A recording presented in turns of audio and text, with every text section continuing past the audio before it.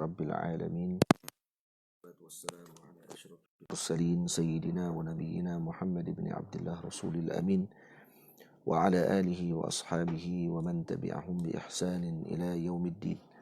سبحانك لا علم لنا إلا ما علمتنا إنك أنت العليم الحكيم. رب اشرح لي صدري ويسر لي أمري واحلل عقدة من لساني يفقه قولي. رب يسر ولا تعسر وبتمم بخير وبعد. Alhamdulillah, kita panjatkan syukur kepada Allah Subhanahu wa taala masih lagi dalam bacaan kitab Al-Jawahir Al-Lu'lu'iyah fi syarhi Arba'in An-Nawawiyah karangan Al-Imam Al-Jurdani radhiyallahu taala anhu. Dan kita masuk pada hadis yang ke-8, Al-Haditsus Tsamin, hurmatu damil muslimi wa malih. وبسندنا المتصل إلى الإمام النووي رضي الله تعالى عنه ومنه قال عن ابن عمر رضي الله تعالى عنهما أن رسول الله صلى الله عليه وسلم قال أمرت أن أقاتل الناس حتى يشهدوا أن لا إله إلا الله وأن محمد رسول الله ويقيموا الصلاة ويؤتوا الزكاة فإذا فعلوا ذلك عصموا مني دماءهم وأموالهم إلا بحق الإسلام وحسابهم على الله تعالى. رواه البخاري ومسلم. Ini hadis yang sering disalahfaham oleh sebahagian orang berkenaan dengan Islam. Dikatakan mereka menganjurkan untuk membunuh manusia yang lain jika tidak bersama dengan Islam. Jadi apa yang difaham daripada hadis ini akan kita lihat dalam syarahannya nanti daripada syarahan Al-Imam Al-Jurdani radhiyallahu taala anhu. An Abdullah bin Umar taqaddamat tarjamatuhuma. Itulah dahulu terjemah Sayyidina Sayyidina Umar radhiyallahu taala anhu pada hadis yang pertama, dan terjemah ataupun biografi Maulana Sayyidina Abdullah Ibnu Umar pada hadis yang ketiga. Radhiyallahu ta'ala anhuma. Kerana kedua-duanya adalah sahabat Nabi dan kedua-duanya diridai oleh Allah Subhanahu wa taala. Anna Rasulullah sallallahu alaihi wasallam qala umirtu bil bina' lil maf'ul. بالبناء للمفعول يعني بناء مجهول. أمرت أي. Kenapa disebut bina maf'ul tidak disebut bina majhul? Karena fa'ilnya maklum, yang diarahkan iaitu Allah Subhanahu wa taala. Karena itu penggunaan dengan bina lil maf'ul itu lebih ahsan. Karena tidak mesti dengan bina tadi dengan makna majhul. Karena ada yang maksudnya diketahui dia punya fa'ilnya, cuma tidak disebutkan. Itu bina maf'ul lebih ahsan. Bil bina lil maf'ul ay amarani rabbi. Siapa yang mengarahkan aku? Yani Allah Subhanahu wa taala telah mengarahkan aku, Tuhanku, an uqatilan nasa ay biqitalihim. Jadi kalau kita mengaji nahwu kita tahu an sini harf masdari. Maka dia akan takwil dengan masdar. Fa'an wal fi'l. Fa'anna wal fi'lu bukan fa'anna. Fa'an wal fi'lu muawwalan bimasdarin majrurun biharfi jarrin mahdzuf. Jadi kedua-duanya an dengan uqatil ini muawwal bimasdar. Contoh dalam ayat Quran wa antasumu khairul lakum. Antasumu khairul lakum ay siyamukum khairul lakum.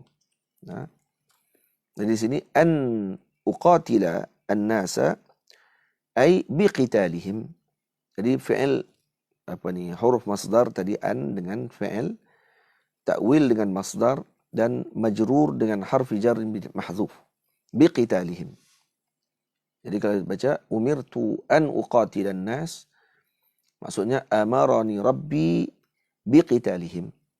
Telah mengarahkan Tuhanku untuk berperang dengan mereka. Kenapa kita terjemah dengan berperang? Karena qital berbeza dengan qatl.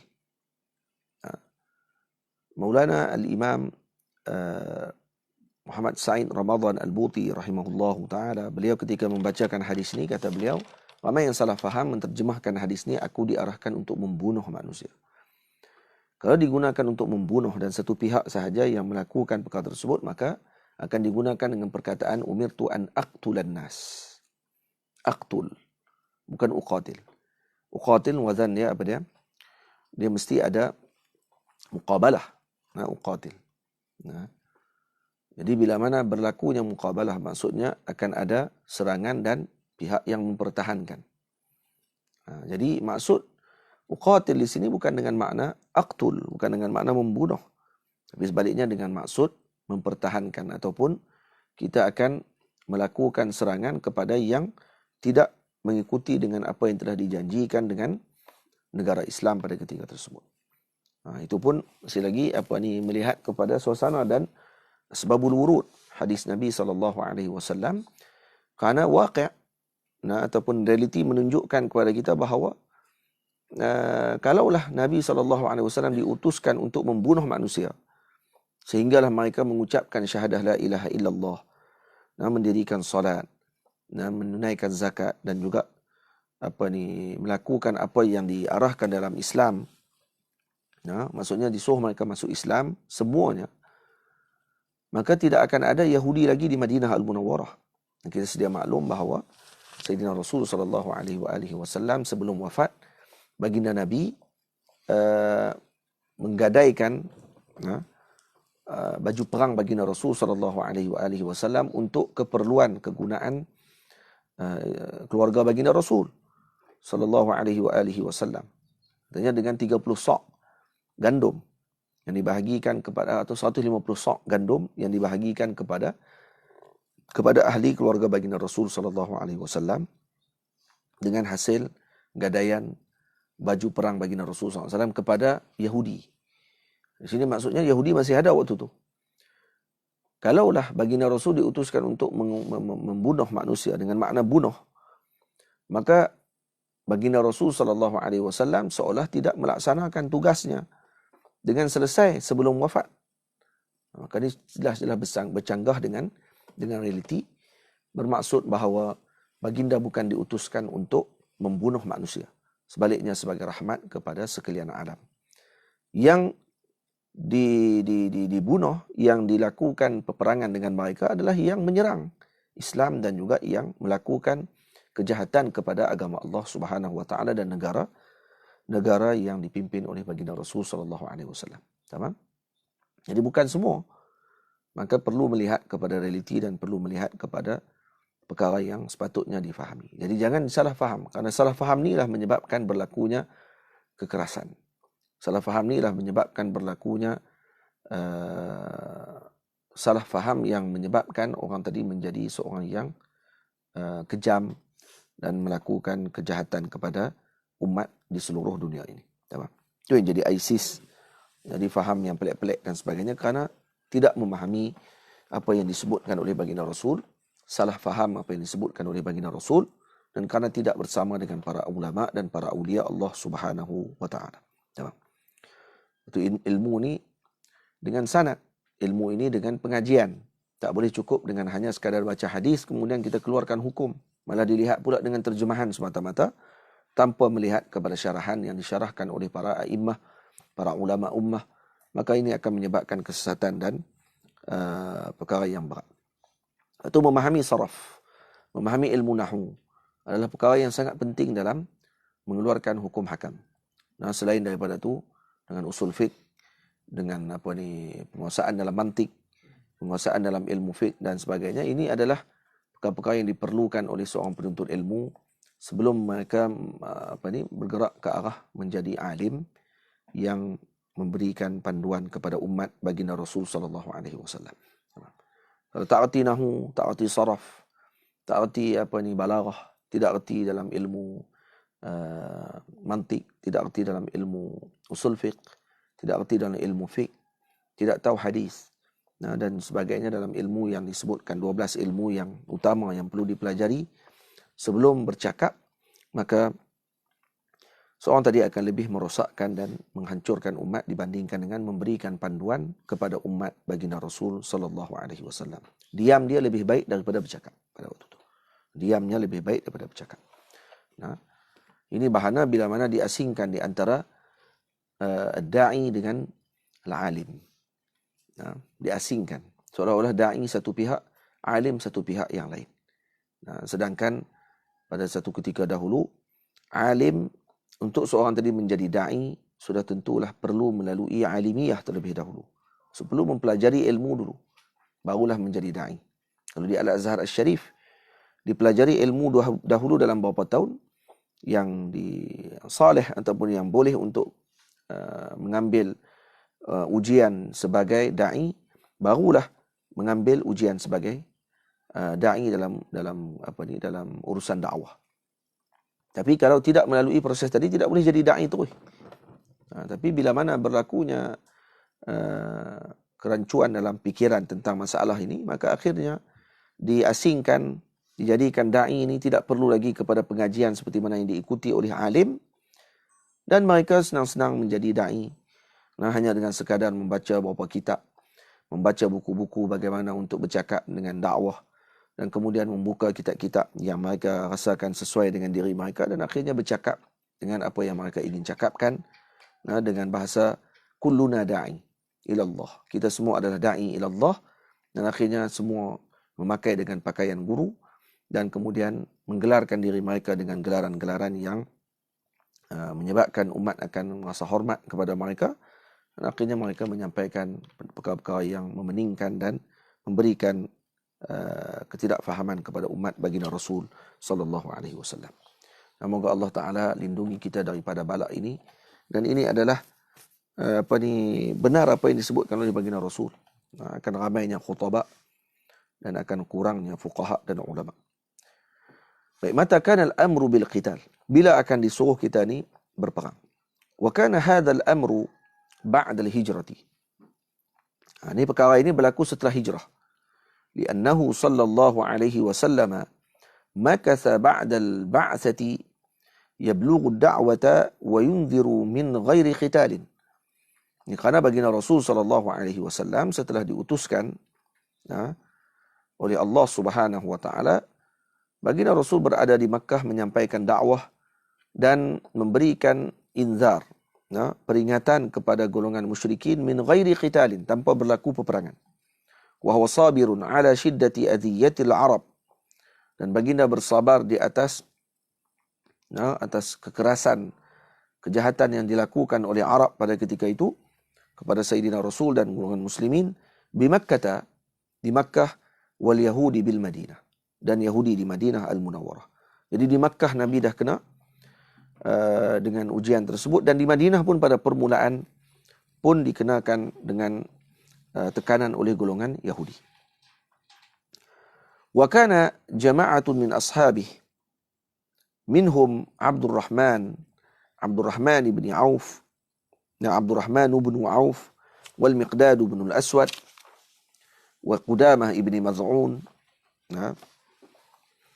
wa Sa'd ibn Abi Waqqas radhiyallahu ta'ala anhum, yalqawna min al-musyrikina adhan kathiran bi Makkah. Jadi Sayyidina Abdurrahman bin Auf, Sayyidina Miqdad ibn al-Aswad, Sayyidina Qudamah ibn Maz'un, Sayyidina Sa'd bin Abi Waqqas, ini antara sahabat yang mendapatkan ujian ataupun kejahatan daripada musyrikin yang banyak di Makkah Al-Mukarramah. Faqalu, maka kata mereka kepada Sayyidina Rasul, ya Rasulullah, kunna fi izzin wa nahnu musyrikun. Ya Rasulullah, kami ini kita dalam keadaan yang mulia. Dalam keadaan waktu ketika musyrikin. Waktu kita, maksudnya kami dalam keadaan musyrik, bukan kita sini, kami kan. Waktu kami dalam keadaan musyrik, maka kami mulia. Falamma amanna sirna adillatan. Tapi bila kami masuk Islam, maka kami dihina. Ini bukan sebagai komplain ataupun nak kata Allahumma salli ala Sayyidina Muhammad, seolah masuk agama Allah Subhanahu wa taala ni tidak mendapatkan kemuliaan seperti mana yang mereka dapatkan ketika mana musyrikin. Tak. Ini sebagai untuk meminta izin daripada baginda Rasul. Ini bukti kata yang meminta ni adalah orang yang kuat imannya. Bukan mereka nak buat perbandingan dengan sewenang-wenangnya. Nah, maka kata mereka fa'dzan lana fi qitali haula. Itu yang nak diminta. Ya. Maka tak sebut selepas tu bebek kami berada dalam musyrikin. Tak, dia tak sebut macam tu. Sebaliknya apa yang mereka sebut tadi, tujuan dia adalah untuk permintaan seterusnya. Iaitu fa'dzan lana fi qitali haula. Izinkan kami untuk berperang dengan mereka ini. Fa innahum qad adzawna. Karena mereka telah menyakitkan kami.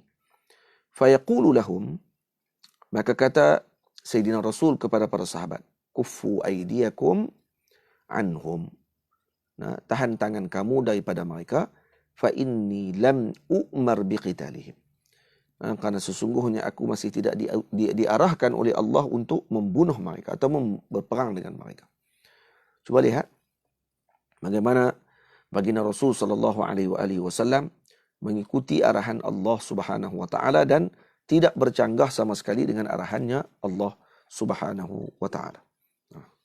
Bismillah. Tak bercanggah sama sekali. Fa inni lam u'mar biqitalihim. Jadi tak diutuskan, lagi tidak diutuskan, lagi tidak diarahkan, maka baginda Rasul tidak akan melangkaui perkara tersebut. Jadi pergerakan Nabi, apa sahaja yang ditentukan adalah daripada ketentuannya Allah Subhanahu wa taala. Summa hajara ila al-Madinati udhina lahu fil qitali idza ibtada'ahu al-kuffar. Dan kemudian setelah hijrah ke Madinah Al-Munawwarah, diizinkan kepada baginda Rasul untuk berperang dengan musyrikin kalau mereka memulakan. Idza ibtada'ahu al-kuffaru. Kuffaru jadi fa'il. Jadi kalau qital, hu kembali kepada qital. Summa uhilla lahu libtida'u bihi fi ghairi al-ashhuril hurum. Summa umira bihi mutlaqan. Cuba tengok dia punya tertib qital dalam muslimin. Yang pertama, tidak diarahkan. Setelah hijrah, diarahkan kalau mereka memulakan. Kemudian dihalalkan, dimulakan peperangan. Pada bulan yang bukan haram. Fi ghairi ashhuril hurum. Pada bulan-bulan yang bukan haram. Bulan haram apa dia? 3 yang bersekali, 1 yang berasingan. Apa dia 3 yang bersekali? Syawal, Zulqa'dah, Zulhijjah dengan Muharram dan Rajab. Rajab bersendirian. Dia panggil Rajab Mudhar. Jadi pada 3-4 bulan ini diharamkan Ashhuril Hurum. Kemudian setelah itu summa umira bihi mutlaqan, diarahkan ataupun dibenarkan untuk berperang mutlaqan, maksudnya mutlaq anil quyud, tidak lagi diletakkan dengan qaid. Bukan lagi mesti depa mula dulu kan? Tak, kita boleh mula dulu peperangan tersebut dan bukan lagi hatta pada bulan haram sekalipun tidak ada masalah. Ai liman qatala wa man lam yuqatil fil ashhuril hurum wa ghairiha. Itu makna mutlaqan. Maksudnya boleh pada bila-bila masa sekalipun. Wa qad qatala al-Mustafa sallallahu alaihi wasallam huwa wa ashabuhu radhiyallahu ta'ala anhum hatta daqala an-nasu fi dinillahi afwaja. Ay jama'atun ba'da jama'atin. Jadi baginda Nabi berperang, beliau bersama dengan para sahabatnya, sehinggalah masuk manusia ini ke dalam agama Allah Subhanahu wa taala berbondong-bondong. Jamaah min ba'da jamaah. Mana di sini peperangan yang dijalankan ataupun yang dihadiri oleh baginda Rasul sallallahu alaihi wasallam ini peperangan yang membawa kepada Islamnya umat tersebut. Sebab itu perlu untuk kita membaca kitab berkaitan dengan qitalun Nabi sallallahu alaihi wasallam. Bagaimana bentuk peperangan yang dihadiri oleh baginda Rasul? Bagaimana sikap baginda Nabi di dalam peperangan tersebut? Apa yang Nabi letakkan mauqif ataupun prinsip yang diletakkan oleh baginda Rasul sallallahu alaihi wasallam dalam peperangan. Jadi ini perlu dibaca, perlu difahami. Barulah kita akan melihat cantiknya agama Allah Subhanahu wa taala. Penuh dengan rahmat, penuh dengan kasih sayang, hatta dalam perang sekalipun. Tapi kalau kita tidak baca, maka kita akan jadi kekerasan. Ramai orang yang membaca dengan sudut pandang yang keras, maka mereka nak perang je dengan orang. Saya sebut sikit nak perang, saya nak perang. Oh, otak dia perang je. Sebab tu kena letak dan juga kena baca dengan bimbingan, dengan ada panduan daripada guru. Barulah kita akan baca dengan pandangan yang terbaik, di mana yang dibacakan oleh para ulama dan a'immah, para salafun salih yang terdahulu. Tamam? Jadi antara kitab yang baik adalah kitab Inaratud Duja, Maghazil Mustafa sallallahu alaihi wasallam, karangan Sayyidi, syarahan al-Imam Hasan Masyad rahimahullahu taala. Itu kitab syair yang disyarahkan oleh beliau. Dan kitab tu dicetak oleh Darul Minhaj. Antara kitab yang bagus dan terbaik berkenaan dengan perkara tersebut. Dan saya ada karang satu syair berkaitan dengan Badar, dan ada syarahannya sedikit kepada syair tersebut, dan masih belum dicetak lagi. Baik. Wa nuqila an Ibn Abbas anna kulla man umira bil qital min al anbiya nusir wa lam yuqtal nabiyyun illa idza lam yu'mar bi qitalin. Jadi dinukilkan daripada Sayyidina Abdullah bin Abbas radhiyallahu taala anhuma anna kulla man umira bil qital min al anbiya nusira. Setiap yang diarahkan untuk qital, untuk berperang di kalangan para anbiya, maka mereka akan diberikan bantuan oleh Allah. Maksudnya kalau Allah mengarahkan untuk perang, Allah Ta'ala akan berikan bantuan. Walam yuqtal nabiyyun illa idza lam yu'mar bi qitalin. Maksudnya lam yuqtal nabiyyun. Jadi tidaklah terbunuhnya para anbiya alaihi wassalatu wassalam, melainkan ketika mana dia tidak diarahkan untuk berperang. Maksud kalau tidak diarahkan, maka Nabi tersebut akan terbunuh. Tamam?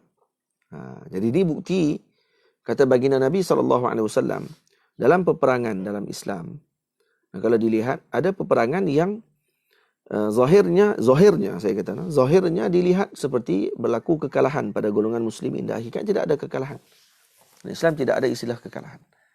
Itu kata Nabi SAW, sama ada syahid ataupun menang. Dua.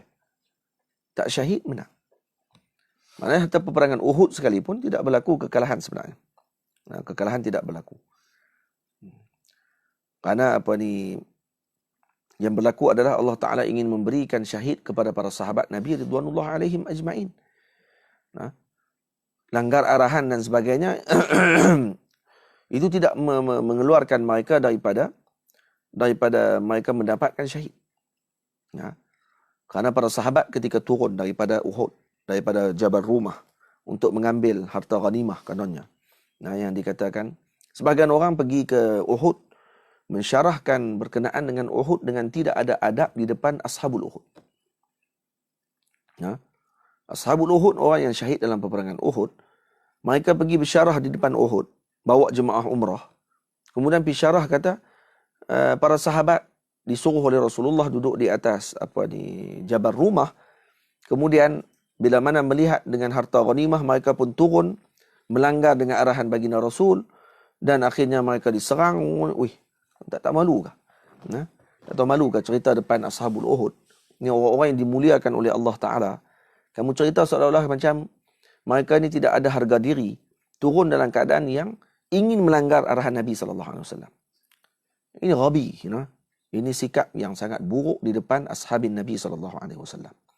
Sebab tu perlu ajar adab dulu, mengaji adab dulu sebelum nak bincang berdepan dengan perkara tersebut. Kalau bicara perkara tadi di depan jamaah di dalam surau masjid di Malaysia sekalipun, di tempat kita ni, itu pun dah tak boleh dimaafkan. Apatah lagi di depan ashabun Nabi SAW, yang hum ahya'un fi quburihim, maka hidup dalam kubur mereka, mendengar apa yang diberi salam oleh Allah, oleh kita kepada mereka, dan tahu orang yang datang melawat mereka. Kalau kubur di negara kita ni pun, di tempat mana sekalipun, orang biasa pun akan tahu saudaranya datang lawat. Bagi salam pun mereka akan jawab. Bagaimana dengan orang yang hidup dalam kubur? Syuhada'il Uhud. Yang Nabi sering melawat mereka. Mereka turun bukan kerana ghanimah. Ya, mungkin permulaan melihat perkara tadi, seolah perang dah habis. Ini ijtihad mereka. Mereka tak turun daripada awal. Mereka turun setelah mana melihat dah tentera musyrikin dah lari. Dan mana nak sedar waktu tu, tentera Sayyidina Khalid duduk berada di belakang. Waktu Sayyidina Khalid tak Islam lagi. Duduk belakang bukit. Dan tak sangkalah mereka akan berpusing kembali tentera berkuda tersebut.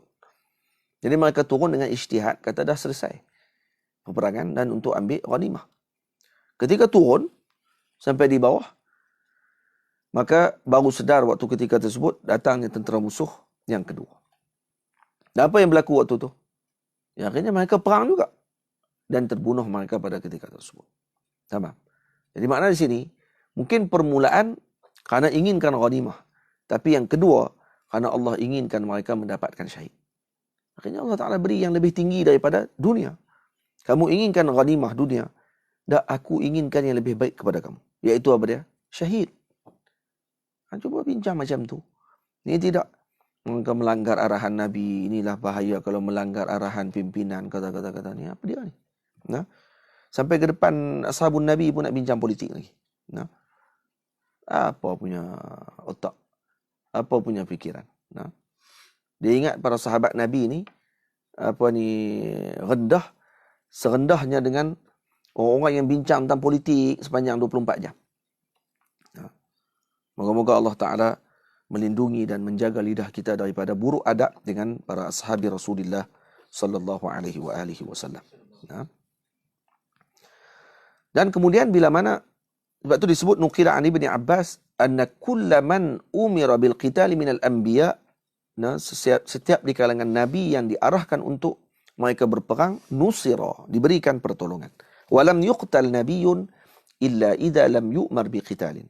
Dan tidaklah terbunuhnya nabi melainkan kalau dia tidak diarahkan untuk berperang, kemudian nabi tadi berperang, maka dia akan terbunuh dalam peperangan tersebut. Baginda Rasul sallallahu alaihi wasallam tidak terbunuh dalam peperangan. Tamam? Kalau itu dalam Al-Quran Allah Taala kata apa dia?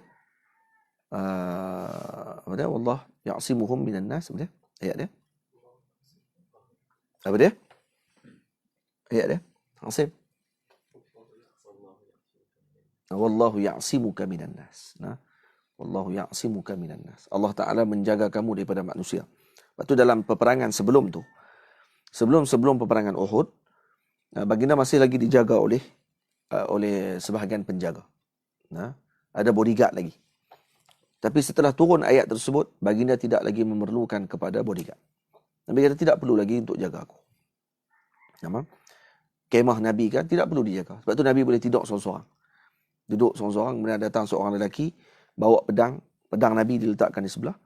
Nabi berehat, jauh daripada para sahabat. Datang seorang musyrikin, ambil pedang, letak dekat tengkuk Rasulullah. Dan kemudian Nabi tu bangun. Nabi pun bangun, dan dia tanya, siapa yang akan selamatkan kamu sekarang ni, wahai Muhammad? Kawan-kawan kamu duduk jauh. Sahabat kamu semua duduk jauh. Nabi kata, Allah. Tak ada apa ni, nak bincang ke, jangan buat saya nanti dulu. Tak ada. Nabi kata, Allah. Sebut Allah. Sebut Allah, ketak kawan ni, jatuh pedang. Nabi pula ambil pedang, tak pula kat dia. Siapa pula nak selamat? Dia kata, dengan kelembutanmu, wahai Muhammad. Nabi kata, baliklah. Balik. Kalau tidak, ni orang yang nak bunuh Rasulullah SAW. Nabi boleh je balas. Balik dia. Balik dia kata apa? Aku tak pernah jumpa orang yang paling lembut selembut dia. Yang paling rahmat serahmat dia. Ini orang yang melihat di depan mata dengan akhlaknya baginda Rasul sallallahu alaihi wasallam. Tamam? Summa innal murada bin nas fi hadzal hadis. Apa dimaksudkan dengan nas? Umirtu an uqatilan nas. Kita dah faham uqatil. Saya dah syarah awal sebelum berkenaan dengan makna uqatil. Dengan maksudnya muqabalah. Qatala dengan makna muqabalah. Tamam? Jadi apa ni yang kedua, bagaimana proses peperangan yang berlaku sejak daripada zaman sebelum hijrah dan setelah hijrah baginda Rasul sallallahu alaihi wasallam. Ini ringkasan sirah ni. Nak lebih panjang kena buka kitab sirah. Lebih panjang ni buka kitab Maghazi. Maghazi maksud kitab peperangan Rasulullah sallallahu alaihi wasallam, boleh lihat dia punya perjalanan dia. Kemudian dibincang an-nas. Apa dia makna an-nas? Umirtu an uqatilan nas. Manusia umumnya. Tak, fil hadis dimaksudkan al-insu faqat. Dimaksudkan dengan nas di sini adalah manusia sahaja. Wa in kana an-nabiy sallallahu alaihi wasallam mursalan ila al-jinni ijma'an. Kerana walaupun nabi diutuskan kepada jin ijma', nabi diutus kepada jin juga. Idlam yarid annahu qatalahum. Tidak warid dalam hadis bahawa nabi berperang dengan jin. Mana? Tak ada dalam hadis wa innama warada anna jama'atan minhum aslamu ala yadayhi. Tapi yang warid, datang jamaah di kalangan jin masuk Islam di tangan baginda Rasul sallallahu alaihi wa alihi wasallam. Ya. Jin daripada Turki. Nah, jin yang melalui waktu ketika Nabi sallallahu alaihi wasallam melalui jalan ke Taif. Nah, ada satu kawasan tersebut dihadiri oleh jin dan bertemu dengan Sayyidina Rasul sallallahu alaihi wasallam. Jadi ini mereka datang bertemu dengan baginda Rasul sallallahu alaihi wasallam. Wa qila al-muradu minal nas minal ins abadatil awthan, yakni penyembah berhala, wa nahwihim duna ahli kitab, dan seumpama dengan penyembah berhala bukan selain daripada ahli kitab. Li suqutil qitali anhum biqabulil jizyati, karena tergugurnya peperangan dengan ahli kitab karena kalau menerima jizyah. Ya. Qala ba'duhum wa yuhtamalu an yakuna qabuluhum minhum kana ba'da hadzal amri al-mutanawali liqitalihim aidan. Dan ihtimal juga yakuna qabuluha minhum, yakni diterima jizyah tadi ba'da hadzal amri al-mutanawal liqitalihim aidan, setelah mana diarahkan juga untuk berperang dengan mereka. Maknanya kepada golongan ahli kitab juga kita dianjurkan perang dengan mereka. Kalau dimaksudkan dalam hadis ni, suruh pergi perang, dan kalau mereka terima perdamaian, maka mereka perlu membayar jizyah pada ketika tersebut. Tidak boleh perang. Di sini Syekh tak syarah semua.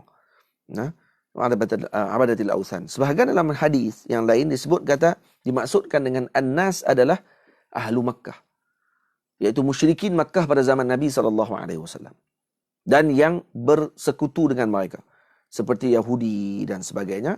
Maka inilah yang diarahkan oleh Allah kepada Sayyidina Rasul untuk berperang dengan mereka. Tamam? Baik. Jadi insya-Allah pada esok hari kita akan bahas hatta yashhadu an la ilaha illallah wa anna Muhammadar Rasulullah. Nah, ini akan dibahaskan pada esok hari. Wassallallahu ala sayyidina Muhammad wa ala alihi wa sahbihi ajma'in. Walhamdulillahi rabbil alamin. اللهم صل أفضل الصلاة على أسعد المخلوقات كسيدنا محمد وعلى آله وصحبه وسلم عدد معلوماتك ومداد كلماتك كلما ذكرك الذاكر غفل عن ذكرك الغافلون. اللهم صل أفضل الصلاة على أسعد المخلوقات كسيدنا محمد وعلى آله وصحبه وسلم عدد معلوماتك ومداد كلماتك كلما ذكرك الذاكر غفل عن ذكرك الغافلون. اللهم صل أفضل الصلاة أسعد المخلوقات كسيدنا محمد وعلى آله وصحبه وسلم عدد معلوماتك ومداد كلماتك كلما ذكرك الذاكر غفل عن ذكرك الغافلون. وصلى الله على سيدنا محمد وعلى آله وصحبه أجمعين والحمد لله رب العالمين.